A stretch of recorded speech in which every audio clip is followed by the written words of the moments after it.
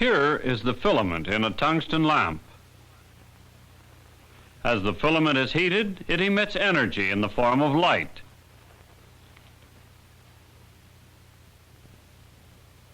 Although the light appears white to our eyes, when we pass the light through a prism, it is separated into a continuous spectrum of colors. This continuous spectrum shows that a tungsten lamp emits photons of all energies. This is a gas discharge tube containing hydrogen. The light emitted by this tube is due to hydrogen atoms. Let's look at the spectrum of this light source. This time we see a line spectrum. Each line corresponds to just one possible energy change in a hydrogen atom. We see that very few energy changes occur in hydrogen atoms, in contrast to the tungsten filament. Accurate frequency measurements tell us the energy changes and lead us to the hydrogen atom energy level diagram. But how can we explain the fact that the energy of a hydrogen atom has only these certain values? We begin with a simple picture of the hydrogen atom. At any given instant, the electron is separated from the proton by some distance, r.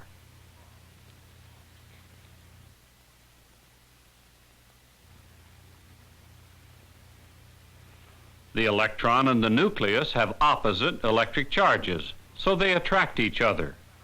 This attraction gives the atom a certain amount of potential energy. The amount depends on the distance, r. The electron is in motion, and so the atom also has kinetic energy. The sum of these two kinds of energy is the total electronic energy of the atom. This sum expresses the laws of motion that apply to macroscopic particles. To fit the observed behavior of microscopic particles, like electrons and protons, the laws must be modified somewhat. As modified, these laws are called quantum mechanics. The mathematics of quantum mechanics are quite complex, but we don't need to consider the details of the calculations. Our interest is in the results that quantum mechanics gives. This high-speed computer simplifies the task of carrying out the calculations. The equation is punched onto cards and fed into the computer together with instructions on how to solve it. The computer then rapidly solves a problem that is tedious if done by hand. When the calculations are completed, the machine types out the energy values. Let's compare these calculated energies with the experimentally determined energies of the hydrogen atom.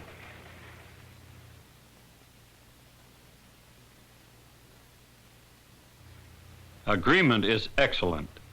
Thus we see that quantum mechanics provides an explanation for the specific energies observed for the hydrogen atom. Because quantum mechanics also confirms all other properties of the hydrogen atom that can be measured, we believe the results quantum mechanics gives for those properties that are more difficult to measure. One such property is the location of the electron relative to the nucleus. What can we learn from quantum mechanics about this? To answer this question, we will consider the 1s state, the lowest and most stable energy state of the hydrogen atom. Quantum mechanics gives the results only in terms of probability. A dartboard will help us understand the kind of probability information that we get from quantum mechanics. See where the dart hits. Each throw is completely independent of the others. Observe the pattern of punctures. There are many holes concentrated near the bullseye. Toward the edge of the board, there are fewer punctures. These holes indicate the likelihood that the next throw of the dart will land in a given square centimeter.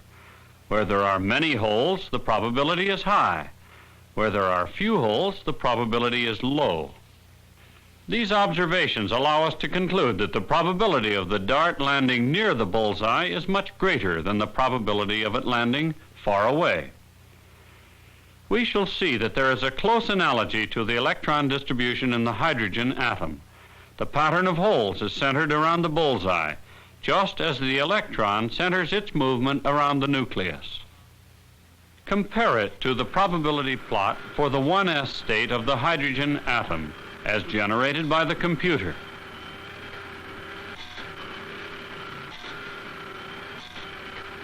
What does this plot tell us about the location of the electron? To answer this question, another analogy may be useful: the movements of a hummingbird around his nest.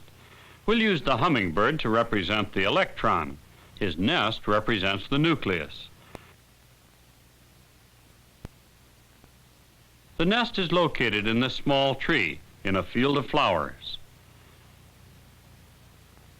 Let's represent this scene on a chart. Here is his nest in the tree.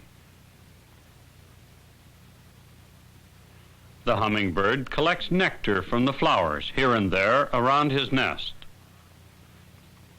Let's suppose that we keep a record on this map of the location of each flower the hummingbird visits.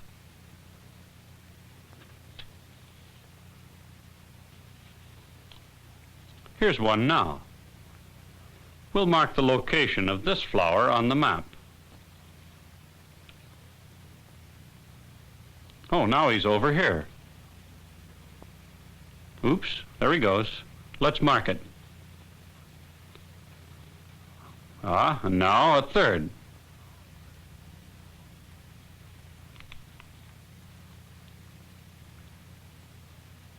Let's continue plotting these locations.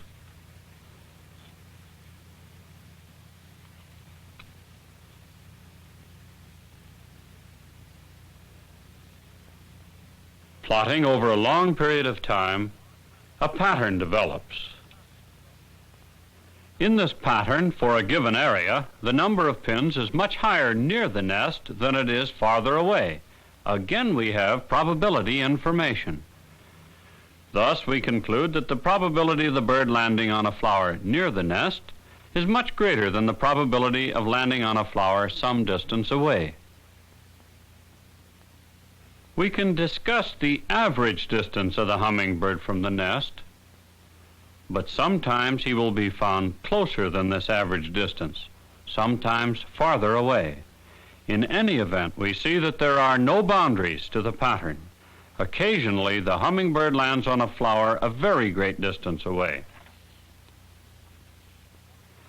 The plot of the hydrogen atom, which the computer drew earlier, has exactly the same meaning. Just as this map tells us the probability of finding the hummingbird a given distance from his nest, so this plot tells us the probability of finding the electron a given distance from the proton. As in our analogs, we see that the probability of finding the electron near the nucleus is much higher than finding it far away. Again, we find that there are no boundaries to this plot, for although the electron is most likely to be found near the nucleus, it occasionally may be found very far away. A limitation of this plot is that it shows probability in only 2 dimensions. We can use animation to add depth to the plot.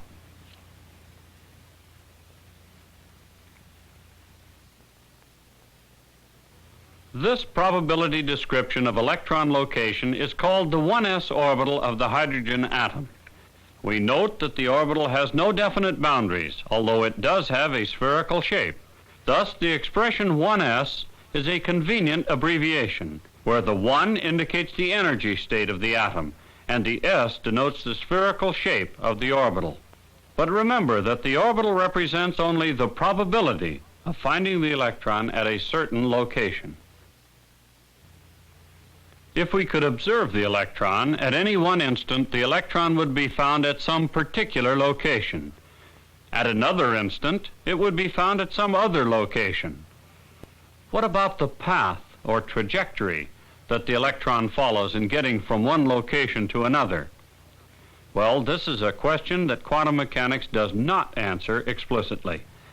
Any trajectory that corresponds to the spatial distribution we see here could be in accord with quantum mechanics. Thus, we can only test trajectory models of the atom by comparing them to the quantum mechanical picture.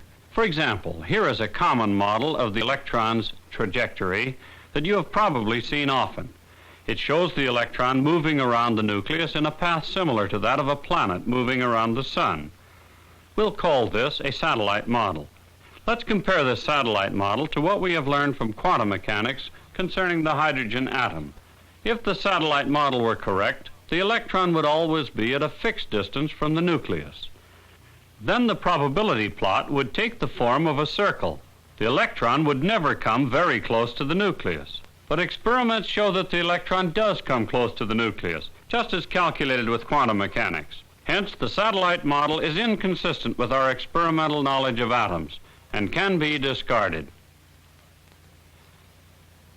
Although quantum mechanics does not tell us the detailed motion of the electron in the atom, it does tell us the electron position in terms of probability. Far from the nucleus, it is low. Near the nucleus, it's high. We can consider an average radius of the electron position, but there are no boundaries to the atom. The orbital contains only probability information, just like the pattern of punctures in a dartboard, just like the map of the flowers visited by the hummingbird. This plot, determined by quantum mechanics, describes the structure of the hydrogen atom in terms of probability. Quantum mechanics also explains many other concepts of chemistry, such as the energy levels of many electron atoms, the formation of molecules, bond energies, and bond lengths. These successes prove the usefulness of the quantum mechanical view of the atom.